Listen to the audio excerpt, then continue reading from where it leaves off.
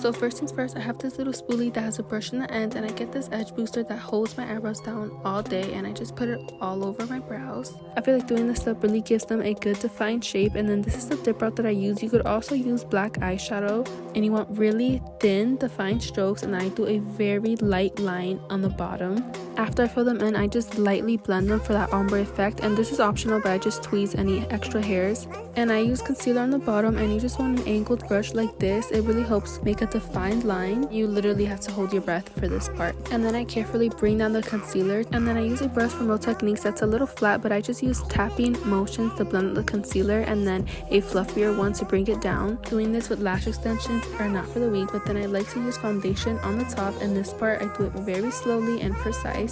This part really just helps define the end of your brow, and then this is when I fill it in if I have to, and I just lightly pat to blend up the foundation. And then for the front of my brow, I just do a line with the Any Access concealer, and then I just put some more concealer on my eyelid, and then I really set it because you don't want no creasing. Find that a fluffier brush and pressed powder works best, and then I just gently blend the front, kind of like an ombre effect, and I just set the whole area, and that's it.